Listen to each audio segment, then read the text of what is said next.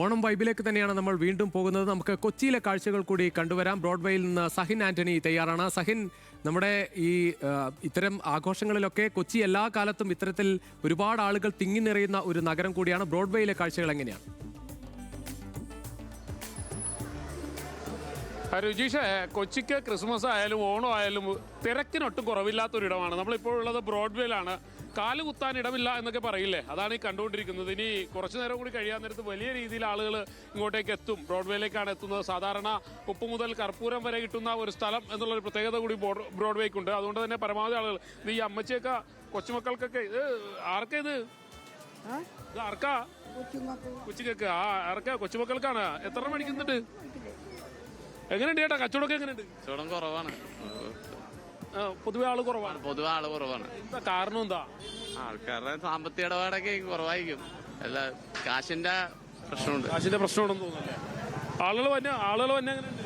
ആളുകള് ഓണമൊക്കെ കുറവാണ്, ആള് കുറവാണ്.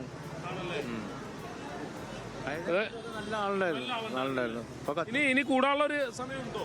കുറച്ചു നേരം കൂടി കഴിയുമ്പോ കുറച്ചും കൂടി ആള് വരും. എത്ര മണി വരെ പോയി കച്ചവടം? ഞങ്ങൾ ഇവിടെ ഒരു 8:30 9 മണി വരെ ഉണ്ടാവും. തന്നെയാണ് രുചിഷ്. എന്തായാലും ബ്രോഡ്വേയിൽ നല്ല തിരക്ക് ഉള്ള ഒരു സ്ഥലം കൂടിയാണ് ബ്രോഡ്വേ എന്ന് പറയുന്നത്. അതോടൊപ്പം തന്നെ ഞാൻ നേരത്തെ സൂചിപ്പിച്ചതുപോലെ പരമാവധി ആളുകൾ സാധനം വാങ്ങാനായിട്ട് ബ്രോഡ്വേയിലേക്കായിരിക്കും വരിക. എന്താണെന്ന് വെച്ച് കഴിഞ്ഞാൽ ഒരു രണ്ട് പ്രത്യേകതകളാണ് ബ്രോഡ്വേക്കുള്ളത്. ഒന്ന്, വില കുറവിൽ സാധനങ്ങൾ കിട്ടും. പിന്നെ നമ്മൾ എന്താണ് മേടിക്കാൻ വന്നിരിക്കുന്നത് അത് ബ്രോഡ്വേയിലായിരിക്കും കിട്ടുന്നത്. അതുകൊണ്ട് തന്നെ പരമാവധി ആളുകൾ ബ്രോഡ്വേയിലേക്കായിരിക്കും എത്തുന്നത്. നേരത്തെ ഞാൻ സൂചിപ്പിച്ചതുപോലെ തന്നെ ഈ അമ്മച്ചിമാരും അപ്പച്ചന്മാരും എല്ലാവരും ഇങ്ങോട്ടേക്കായിരിക്കും ആ സാധനങ്ങൾ വാങ്ങാനെത്തുന്നത്. നല്ല തിരക്ക് മുൻവർഷത്തേക്കാളൊക്കെ ഉണ്ടായിട്ടുണ്ട് എന്നുള്ളതാണ് മനസ്സിലാക്കേണ്ടത്. പക്ഷേ ഈ തുണിക്കച്ചവടക്കാരൊക്കെ പറയുന്ന ആളുകൾ നന്നെ കുറവാണെന്നാ. ചേട്ടാ, എങ്ങനെയുണ്ട് കച്ചവടമൊക്കെ? എങ്ങനെയുണ്ട്? കച്ചവടം വളരെ മോശമാണ് മോനെ. കാരണം എന്താണെന്ന് വെച്ചാൽ മഴ വന്നും പോയിരുന്നൊക്കെയാണ്, തുറക്കും മൂടും അതൊക്കെ തന്നെ. അതന്നെ, മഴ വന്നു കഴിഞ്ഞാൽ നമ്മൾ അടച്ചു പിന്നെ പൂട്ടേണ്ട ഒരു പരിപാടിയല്ലേ. ഇന്നൊരു ദിവസം നല്ല കച്ചവടം പ്രതീക്ഷിച്ചിരുന്നത് അതെല്ലാവരും, ഞാൻ മാത്രമല്ല പൊതുവെ വിചാരിച്ചിരുന്നത്.